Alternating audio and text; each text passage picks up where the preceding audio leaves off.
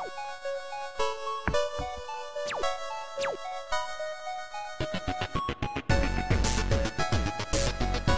what's up, Amasian people? Welcome to Team Amasian Show. Speak nerdy to me. For the first week of March, my name is Ann Campia, one half of Team Amasian, and joining me to my right is the ever beautiful, intelligent, amazing Kaori Takai. Oh, hey, my name's Mario also, and Luigi, and yeah. And if you guys are watching our show for the first time, Speak Nerdy to Me is a show where we shoot the shit about our favorite topics of the week, from movies, TV, video games, you name it. If we love it, we're talking about it. So we're going to start off with movie news. This week in the box office, we had Focus actually coming in at number one. Which surprised me. You're actually. surprised? Yeah, I haven't heard really good things about it. I know Will Smith is a huge box office banger, but I don't know. This doesn't impress me. I'm really shocked. Good for them. Yeah. What do you think? I mean, it made $18.7 million. I actually thought Kingsman or SpongeBob might beat it out, to be honest with you. Yeah, or even still 50 Shades. Yeah, which actually I think dropped to fourth place. I think probably because of the reviews are so terrible with that movie. Yeah, that was a significant drop. So Kingsman and SpongeBob came in second. And then second? Kingsman and SpongeBob? Second and third, respectively. Oh, okay. And then we had Lazarus Effect, and I think then was 50 Shades. So it was kind of a quiet box office weekend, not much going on. I actually went and saw Kingsman again. Oh, you did? Because I love it so much, but... So you chose Kingsman again over Focus? Yeah. Okay. Yeah. I get it. I don't have any interest for that movie. I don't either. That's why I'm kind of surprised that a lot of people... I guess I'm not the voice of everybody, but... Yeah. And then SpongeBob, I still need to see that, definitely. Yeah, and that's actually certified fresh on Rotten Tomatoes. Oh, really? At like a 76 or something. It looks funny. I've heard great things about it, actually. And I've also wanted to see the Lazarus Effect. I was about to say Lazarus Pit, but the Lazarus Effect. Lazzy Pit. But I ended up not watching it because no one wanted to go see it with me. Stand Christmas. I'll see it with you. Yay. I wonder if it's scary, but it's gotten really bad reviews. It's hard for scary movies, I think, and comedies to get really high reviews, in my opinion. It's just those are the ones that you can critique more. Yeah, at the end of the day, you just go if you want to, not really decide based on the reviews. Okay, so we're going. So moving on to the next topic, Cinderella. I actually got to see it. Oh, lucky you. I saw your everybody. Pictures. You look so pretty with John Campia. Yeah, so we went to the premiere, and it was amazing and beautiful, and they had a ball before the premiere. And so, really, really cool. And there were like all these little girls with their ball gowns, and it was just so cute. And I didn't know what to think of this movie just because, Lily James, I only know her from Downton. And I love her in Downton, but I wasn't sure how she would do in this, leading role. And I loved it. I imagine that she did really well as Cinderella because she looks fascinating on the poster. I think everyone was pretty much casted the way I would imagine them to be in a live action version of Cinderella. And it's nice to have it come back over 50 years after. I used to watch it all the time. Is it your favorite princess? Maybe one of them. Okay. It's hard to choose just one, right? I'm partial to Belle. Oh, okay. That's why I'm looking forward to seeing Emma Watson, which we have a topic on that yeah. a little bit now. Yeah. But I bet you Kate Blanchett does a great job as the evil stepmother, right? Yes, you're absolutely right. She stole the show. I think every single scene she was in, it was like you're just like in awe of how she was portraying the stepmother. Yeah. She was the ultimate bitch. Oh, that's exactly what you expect. But they did such a good job of, portraying of making you realize why she is the way she is. And you almost feel sorry for her by the end of it. So it's kind of like a Maleficent twist to it. She's pretty consistent, but then, it's like towards the end when she has a heart-to-heart with Cinderella is when you're like, oh, wow, she has gone through a lot of shit herself. Oh, she has a heart-to-heart in this one. Spoiler alert. Thanks a lot. Well, there's a lot of spoilers that I'm reviewing. Wait, real quick. How did Prince Charming do? Because I haven't seen him since he died in the Red Wedding. Yeah, Richard Madden played Prince Charming. He was very charming. If I will say the least. Okay. But he was good. He actually had really good chemistry with Lily James. I thought they were very cute together. And I wanted to highlight, there's actually a really special scene where Cinderella meets the prince for the first time. And she is herself. She is Ella. as they call her in the beginning of the movie. And they kind of meet, and then there's an attraction there, and then it's later when they're at the ball and he meets her in her big ball gown and she looks beautiful, that you really just grow connected to the both of them. And it's just a really sweet story. Like it's a nice telling of Cinderella, because they didn't have that obviously in the animated version. They didn't have that connection before she showed up at the ball or whatever. So it's just nice that they had that scene in there for you to kind of really fall in love with the two. Just one more week and I get to watch it. Yeah. I'm excited. And not to mention the dress designs were amazing. I mean, I wanted to wear a ball gown after that. I'm thinking you and I should show up to Disneyland one day in these beautiful ball gowns. Yes, it was just beautiful all together. There's like one really fun action scene, and I won't give it away what it is.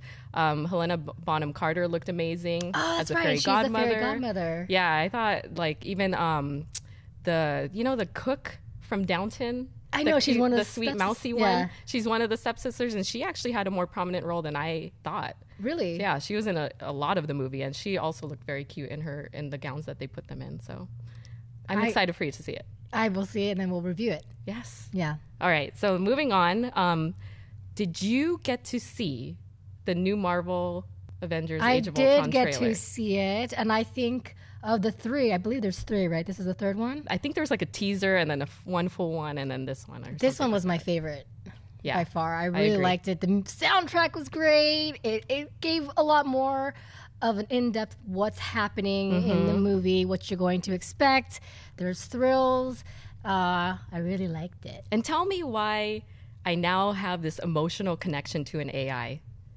Because like with Ultron kind of telling his story through the trailer and then saying like, oh, like I'm going to take away their hope or whatever he says. It's like, holy shit, like this guy, even though he's artificial intelligence, he is strong. Like he's scary. And then you also see the vulnerability of, our Avengers as well in this trailer, which I thought was great. You got Thor, who's in trouble. You got Robert Downey Jr.'s Iron Man, who is clearly, he's guilty of pretty much creating these AIs. It's just, the trailer got me super excited, a lot more than the other trailers did. And you start to see the conflict between Captain America's views and Iron Man's views in the trailer. It was like, oh, that's setting it up for later too. Yeah. And then lastly, before we forget, Vision. At the very end of the trailer, our first glimpse at Vision. I know people were like freaking out about that too. So I thought it was good. And like you said, I think that's my favorite trailer out of the three so far. Yeah, and even like the quick cutscenes to what to expect and the fights that are going to happen.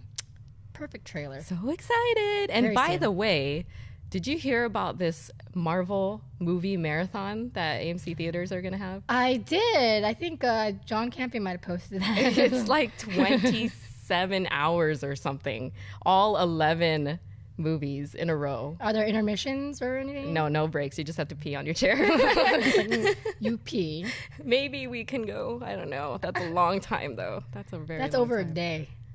Maybe we just do it at my apartment. It has to be like dog friendly. Yeah, that too. Seat for Wakame. So palm friendly. Let us know if you guys are actually going to go and try that marathon, because it sounds like a lot of fun. But gosh, that's a long time. Yeah. Do you think people will cosplay for it too? That'd be kind of cool. That would be fun. Yeah. All right. So next, moving on to Beauty and the Beast news. Yeah. Because we got news, obviously, that Emma Watson is cast as Belle. But now we get news that Dan Stevens and Luke Evans are also cast in the movie. Dan is going to play the Beast, and Luke Evans is going to play Gaston. I'm 150% for this. You like it? I like it. I've been reading that some people think that Luke Evans is a little too old for that role. I don't think so. Based on the cartoon version, we're not going to see Gaston all too much anyway. No. And Luke Evans is a great actor. He can pretty much pull off anything. He got swagger. He looked great in the Dracula Untold. I don't think youth is an issue with him. No, and I guess that would have been my one kind of criticism, is they're all scattered in ages, and that was actually my criticism. Really? Was like that, just because Emma Watson looks so young to me. But I'm sure she will look a little more mature once they put her in the Belle clothing or whatever. I feel like Belle is supposed to be that young, youthful, vibrant, smart person. Which is why she made sense. Yeah. It's the guys that look a little bit old to me. But don't you think Gaston comes off as, more mature and obviously cocky? So I just feel like it's a good choice to have Luke Evans. Plus Gaston is like her, and Luke is a little, stocky. I mean, he is built, but he's not big. He's not like, yeah, stocky. So they might have to do some camera magic with that. And I also think Dan Stevens was a good choice too. At first, when I first saw it, the initial shock was, whoa, Dan Stevens, I haven't seen him since Downton. But then you look at it and you think, all right, he does kind of look beastie. Whatever that means, but that I agree. face. You're right. Like, he kind of does look different from Downton. Yeah, he does. I'm kind of shocked. I think he looks like he's lost a little weight. When he has some scruff on his face as well. But when I saw Luke Evans and Dan Stevens, I wasn't sure which one was going to be cast as which. I had a feeling, obviously, it was going to turn out the way it did. But ultimately, I'm totally behind this casting. And I'm excited for just the live action because I love Cinderella. And now I'm excited for Beauty and the Beast, which is my favorite. Belle is my favorite princess. And I wouldn't be surprised if Disney, as smart as they are, is planning live actions for all of the princesses. Mulan too? And doing some sort of crazy Marvel, like how they do in Marvel. And at some point, maybe they will break the barrier and actually let the princesses live and breathe in the same universe. Because right now, the rule is that the princesses don't interact. They could be next to each other, but they never talk to each other. I never noticed that. Yeah, so it would be pretty cool if they actually started to roll out these live-action princess movies, which I think people are going to love. Yeah. And then maybe eventually get really creative and have them all in one movie. Yeah, that would be really... That's my dream come true. But I'm wondering what kind of plot that would be. I have no idea. It'd have to be a really good story, but I would love to see it. A lot of estrogen. I would love to see it. It's finally time for them to take over the screen. Well, who would you want to see next? After Belle, I thought maybe Ariel, but then that's a difficult one because obviously she has to go from being underwater to being on land. Yeah. So I'm not sure. What about you? I like the idea of Ariel, and I think that it's one of my favorite Disney princesses. But the problem is, I'm wondering how would they not make it look stalkery if it was live action? She's a little stalkery. All of the princesses kind of have their weird stalker quirks. No, she's the worst. I mean, you think about all she did by just staring at some guy, some prince. But anyway, that's just me. But yeah, she's great. I would like to see Mulan. Yeah, that would be nice. Because that would be a lot of battles. A woman dressing as a man would be great. Yeah. And she's Asian. So let's move on from the big screen to the small screen under TV Talk. We have quite a few things. We actually, right before the show, got wind of the Supergirl image. So I wanted to talk about that real quick. What do you think? I'm going to be honest with you. I didn't care too much. Is that weird? I just... No reaction at all? It was the same kind of reaction I had when I saw Gal Gadot in her Wonder Woman outfit. It was like, okay, great, there's an image, but that's really all it is. Yeah, it's not really telling of how good or bad or whatever the show's going to be, but... It didn't get me more excited for the show at all. It was just like, okay, cool. I like it, though. I mean, I have to say, I think it's the same designer that did Arrow's costume and Flash's costume, so you could see, the colors are muted. Yes. Which is very, much like how the Flash's colors are muted. Yeah. The material is kind of similar to that, workout kind of material that the Flash's costume is as long as well. it's not velvet. And I kind of like that she's Supergirl, right? So she's not supposed to be sexy. And I'm glad that they didn't try to go that way. I agree. Even with, the tights under the skirt, I think that was the perfect thing to do as well. It really reminds me of how the Smallville characters looked, and for that reason I love Smallville, so I'm glad that they kind of went that way with her costume. Yeah, I'm excited for Supergirl. I am too. I'm just, man, more TV time that I've got to dedicate. There's just so much good TV coming up. Well, speaking of good TV, a show that I've been trying to turn you on to for 2 or 3 weeks now, Empire. I do need to watch this. There was an article in Variety saying Empire's ratings are crazy through the roof. Great. Yes, according to Nielsen Nationals, which were released on Thursday, Empire was performing at a 5.8 rating, 17 share in adults 18 to 49. So that's 14.33 million viewers overall. That's a lot. It's up 53% from its January 7th premiere. Well, that's because a lot of word of mouth, because everyone is saying it's terribly good. Yeah. That's even higher than The Walking Dead. I don't know if it's higher than Game of Thrones, but that's a lot for network TV. It's great, especially for Fox, because I typically don't watch shows that are on Fox. I don't know why. CBS and Fox, I don't have any attraction to the shows that are on there usually. Unless it's MasterChef. Only MasterChef. Yeah, that's a good point. But yeah, I'm loving Empire. I love it. I need to watch it. It's so trashy good. There's so much packed into one episode and so much emotion. I found myself crying during one episode, and I'm like, that's how you know you like a show, is when you're crying during this stupid show that's happening. I'm like mad at myself for crying, but I have totally bought into it. So much drama that they pack in, and I can't imagine how they can continue on for like 5+ seasons. I need to binge watch because this. There is so much, and plus they have that built-in timeline. I know, if you know the synopsis of the story, at least, that Terrence Howard's character is dying. Yeah. So there is that built-in timeline of his health. So I mean, so is he going to make it to season 2? That's something that people don't know, right? It's questionable, and I think that's what keeps you kind of excited. You know, sadly, is like, oh my gosh, this guy could go anytime. Kind of like the Breaking Bad factor, knowing that Walter White is sick and that any season he could just drop dead or something could go wrong. But just knowing that in the back of your mind, while there's all this other drama happening with the brothers and with Cookie getting out of jail, and then just a lot of stuff happening. All right, for someone like me who would be brand spanking new to watching this, does it pick up right away, or is it kind of slow paced like True Detective?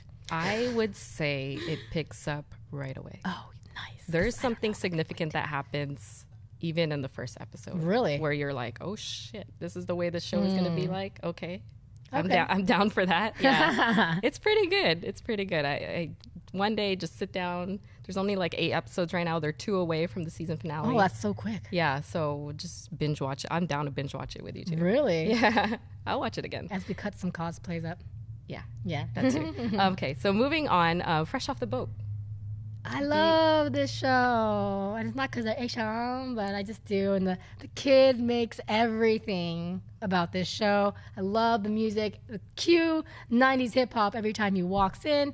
And there's always a really cute moral, and there's a lot of things that I can relate to, not just because I'm Asian, but because of being a minority in America. I think overall it's something that even a kid growing up in a new city can relate to. Yeah, it's very Modern Family-esque. Yes. In the sense that, you're right, like at the end of each episode you have a moral.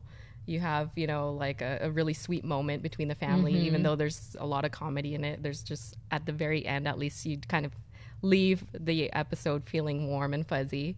And the kid, you're right, the kid makes it. But I have fallen in love with Mom. Yeah. She cracks me up every single episode. And at first I thought, oh my gosh, maybe she's just too over the top. But it's so right for her character. It is so right. And you know who else I like? The little gem, the grandma. Yes. Always talking in Taiwanese and not always. It's almost like she's talking smack. She always, every time. I don't know if you saw the newest episode, but she had a good line. And she only has like 2 or 3 lines in each episode, but they're the funniest lines in the episode. She kills it, yeah. Even the dad. Yeah. And his restaurant business and what he's trying to accomplish there. I think the last episode I saw was the episode previous, not this one. I haven't seen the latest one. And I liked how he's so desperately trying to run this business and keeping his wife out of it, then realizing, look, I think she's important in some capacity. Yeah. And I hope they never lose that music aspect to it. Oh, they can't. I do love that. That's such a huge part. Yeah, it really is. I feel like it is, yeah. And I wonder if actually it's a part of the book. Mm-hmm. The book that the show is based on, yeah. Well, I don't know if it's... if I recall, Eddie Huang wasn't happy with Fresh Off the Boat. So I don't know how accurate or how close they are to the book. Okay. But we love the show. We love the show, so you should too. There's actually another show I wanted to bring up real quick. New. I think it's new to Fox as well. The Last Man on Earth. Yeah, I have not heard about that one. I was watching something on YouTube, and I don't know how much money they pumped into advertising The Last Man on Earth on YouTube, but every single ad on YouTube was The Last Man on Earth. I have heard of it now because at my day job, we talked about it. It looks kind of boring. Interested? No. I saw the pilot. I thought it was funny, but it's definitely a certain type of humor that if you're not into, that type of humor, you wouldn't want to follow the show. So what is it, like an apocalypse without a group? So it's The Walking Dead with just one person who's funny? It's definitely a comedy. Yeah. And it stars Will Forte, and he plays this guy named Phil Miller. Average dude, as you can see in that image. He's just kind of dirty and like he's sloppy, and he thinks he's the last man on Earth. So he goes driving around through the U.S., through Mexico, whatever. Like half of the episode is spent with him just alone. Like, trashing grocery stores, picking up all kinds of things, going into houses. He's the last guy, so he doesn't give a crap, right? So he's just kind of like not caring about being the last guy, but you eventually see that he starts to get bored because he's alone. Okay. That should have happened a while ago, though, right? Yeah. And finally, he meets somebody. It's a girl. And it's a girl. And so this part actually I thought was pretty funny is that it's Kristen Schaal. I don't know if you're familiar with her. You might recognize her voice because she actually does a lot of voiceovers like for Bob's Burgers and Toy Story, but she plays a girl named Carol. Okay. And so while Phil Miller, the name of the guy, is very trashy and sloppy and doesn't care about anything. He's just like eating and peeing in the pools and stuff. Carol comes in and they start to interact, and he's happy that he has met a woman, but he's obviously not attracted to her. But for example, this is the way Carol's character is. They are driving in a truck and they get to a stop sign. And while Phil is like, I don't care because I'm the last man. Why do I have to follow any rules? Carol's like, you did not stop at that stop sign. That's weird. What are you doing? Like, how come you did not park correctly in the parking spot? So she's very much still about the rules and the laws of the world that they lived in before the apocalypse. Of course, polar opposites being forced to get along. Exactly. So there's the interaction. I was before I watched the episode, I was wondering how Will Forte was going to carry a show alone. Then obviously Kristen Schaal comes in and is kind of the what do you call it? The yin to his yang kind of thing. So it's okay. I'd have to see a few more episodes to see if I'm going to continue to follow it. Is it 30 minutes? I think at least the pilot I think was an hour. Oh my gosh, that sounds so dull. Yeah. Sorry. Yeah. So that will do it for TV talk. Okay. Let's move on to our hate of the week. So was that The Last Man on Earth? Is that the hate of the week? It kind of is, because he is a person with no manners or with bad manners. Our hate of the week is actually people without manners. It's actually kind of Anne's hate of the week. Let's be honest here. And I thought this image is perfect because it's Peter Griffin saying, you know what really grinds my gears? People with no manners. And it's true. Like I was walking around the other day and I saw half-eaten like carton of food just sitting on the grass when like 10 feet away was a trash can. Yeah, that's just rude. Just being inconsiderate is a pet peeve of mine. Yeah, or people who don't say please or thank you, those things that you learn when you're like 4, Yeah, that sucks. There's a trash can right there, and the person could see the trash can and thought to himself or herself, no, I'm just gonna dump it right here. Yeah. Like, I'm too good to use the trash can. Somebody's going to throw it away for me. Yeah, it really pissed me off. So it grinded your gears. Yeah, it kind of did. So much that we had to get this table so we can say that. So, people with no manners, hate of the week. Let us know what you guys think. Let's go on. We have a dating question, actually. We do. We always do. Ramsey Carr sent us a message saying, with all of the modern technology we have, would a woman appreciate love notes / letters from her partner? Something more intimate, more personal, or is that just a thing of the past? Not a thing of the past. We always appreciate showing affection and attention. Love notes are great. We actually like things that we don't see often anymore. I would love to get snail mail from someone instead of just an email or a text. I would love to get a phone call instead of a text. So those things are not a thing of the past. It should happen more often. That is not dead. I totally agree. I think, if somebody puts the effort into actually picking up a pen and piece of paper and writing something. It's so cute. You get to see their handwriting. I love handwriting. It's like so crazy that we are almost out of that time where people actually still use pen and paper. It's really sad. It's scary.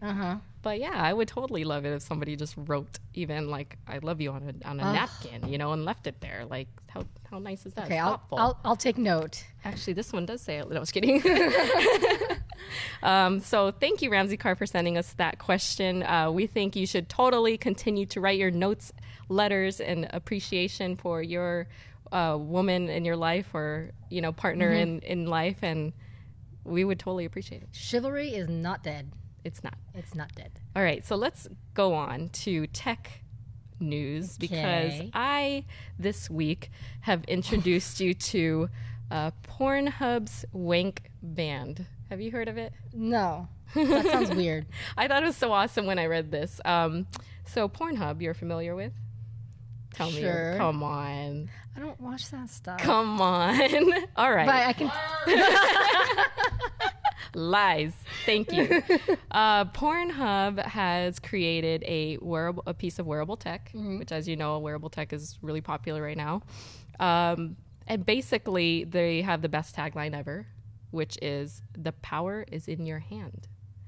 So if you're looking at the image, as you can imagine, you wear the tech on your hand, and the way that it works is it creates it's a kinetic charger. So as you do your thing, up and down motion, you can create the energy, and it's stored in the band, and then so you could plug in a USB device, for example, and charge your device. Wait, can you elaborate on doing what thing?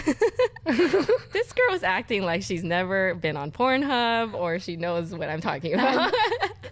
Please elaborate.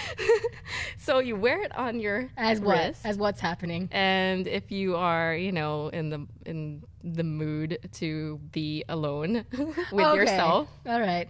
And you are creating the up and down motion. So is it more for a dude? It actually, and they've thought of that. If you watch the video for the Wank band, they actually talk about that it's good for a female as well. Okay. If you think about it, I guess it would work with a female also. So you would think you would need like a little band or something, right? Okay, I'm still nasty. See, I don't watch this stuff. Well, you know, I think Pornhub would appreciate your commentary because they are actually taking beta testers for the Wank band if you're interested. I don't know how much they pay me. But... You guys let us know if you would actually use the Wank band. But what's the purpose? I think it's a great idea. Just so you can know how many. It's basically like how many steps they take, but not steps. No, it's not even that. It's just so that you can create the energy to power your devices. It's just another. That's so strange. It's another way for you to kind of just be efficient. And that's crazy to power your devices by doing that. Yeah, I mean, who thought about that? And who was like, "This is a great idea. Let's just do it." What do you think? What do you think of this idea? I think it's a great idea. I because like it. I think at least every man masturbates. I don't know how many times a day, but at some point they would accumulate enough energy to charge their cell phone, for example. That's crazy. Like, think about that. That's crazy. I like it. Where would they sell it? It's smart. Yeah, it's smart. I don't know. It's still in beta testing, so we'll see if it actually hits the market one day. But I think it's off to a great start in terms of the video they put together and the campaign surrounding it. So we'll see. You might inconspicuously see one of us wearing it one day. I think we'd be smart. I'd be like, time to take it off. It's a pink one. Okay. Let's move on to our FMK for the week. And I think I got a good one for you. I don't know if you saw it.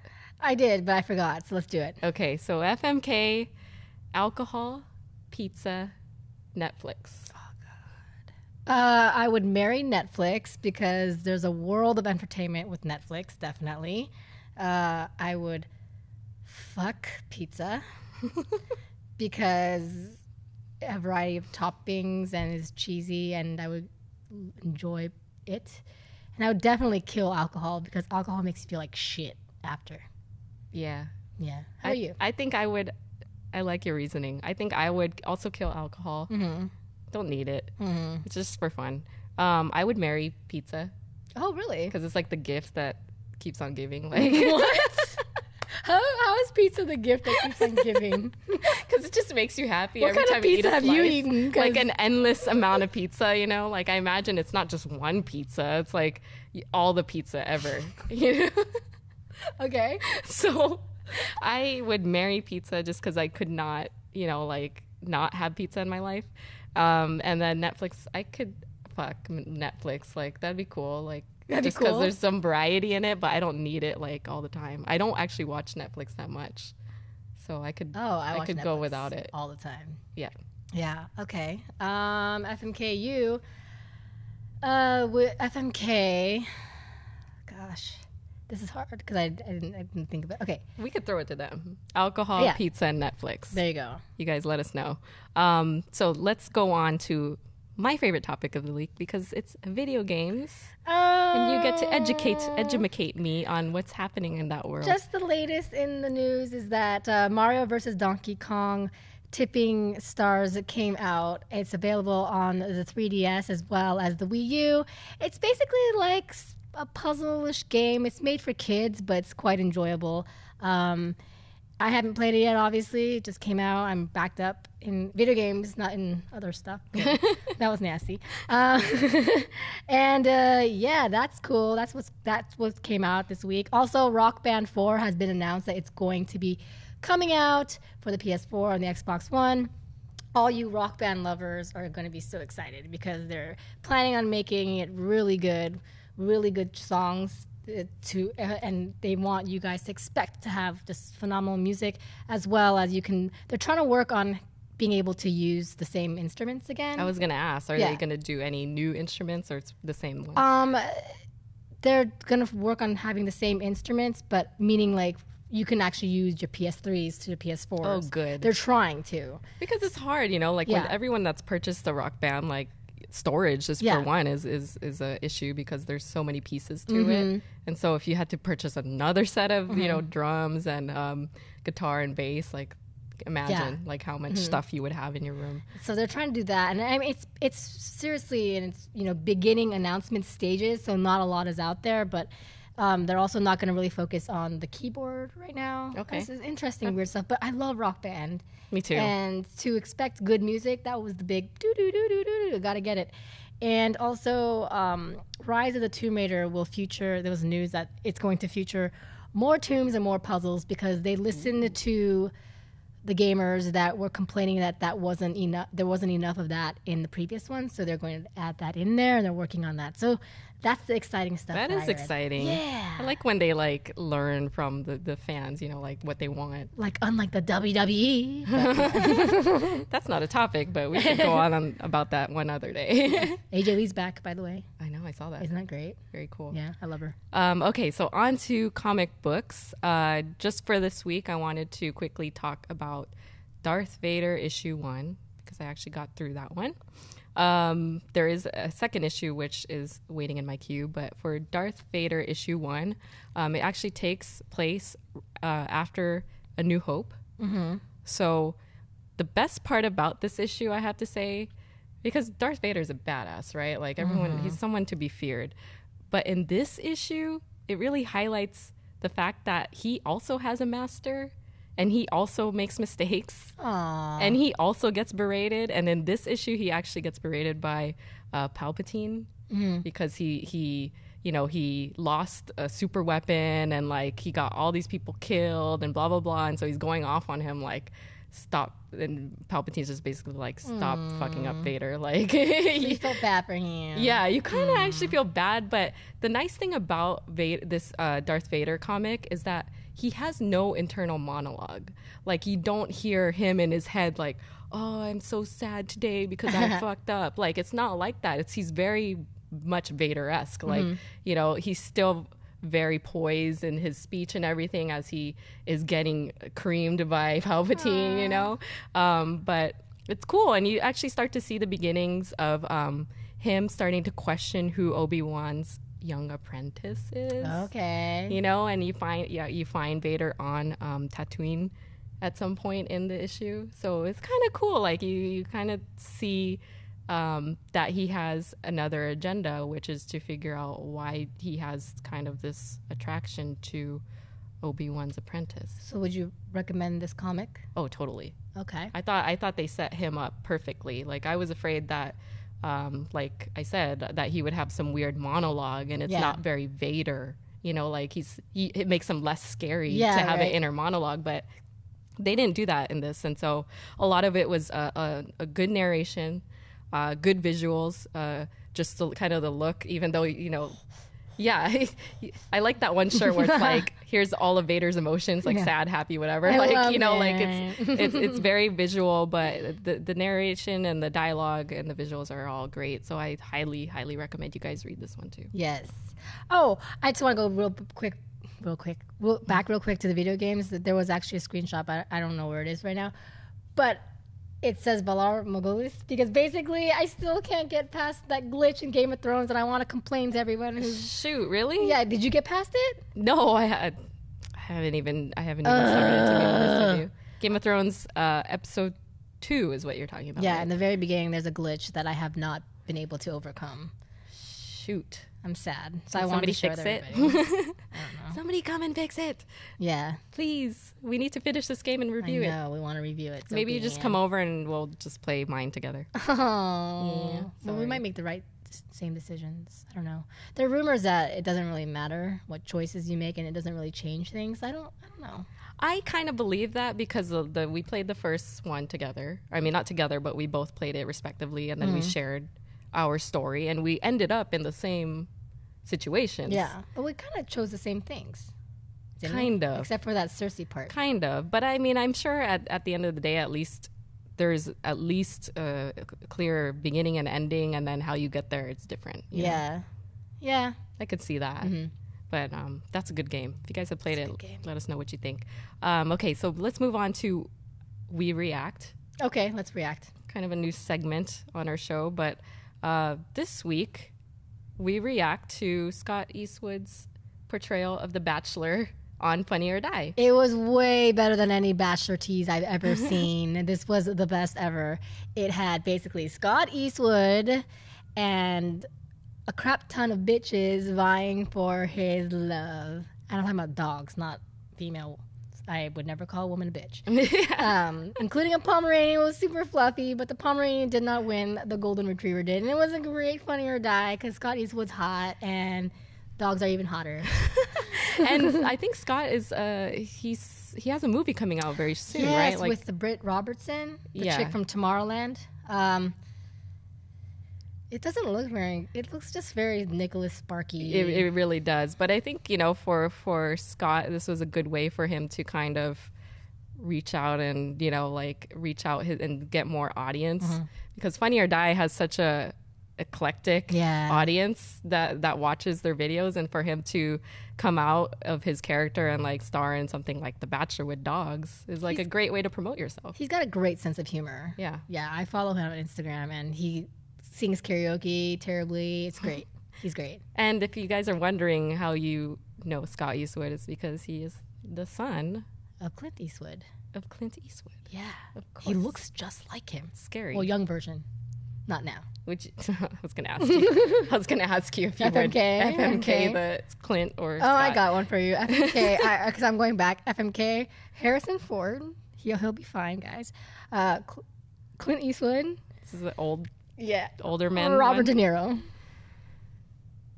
Look at your pause. Wait, who was the first one again? Harrison Ford. I would marry Harrison Ford. Okay. Which, by the way, I'm so glad to hear he's doing okay after that plane crash. I would kill Clint Eastwood. Not interested. Wow. Okay. And I would fuck Robert De Niro. Really? Interesting. Might be funny in bed. What? He's telling jokes in bed. What about you? I would kill Clint Eastwood, probably. He seems overly cocky and probably just talk about himself in bed. That'd be kind of weird. I'm with you. I would marry Harrison Ford. He has more diversity, even though he's kind of, yeah. And then I would marry, right? Yeah. No, fuck. Wow. I guess I would fuck Robert De Niro. See, the same. See, you can't laugh at me because you just dug chose the myself same my thing. own hole is what happened. No pun intended. All right, so let's move on to somebody that's a lot younger and probably a lot better looking, but Zac Efron, our last topic of today. What is on this week's Zac Efron topic?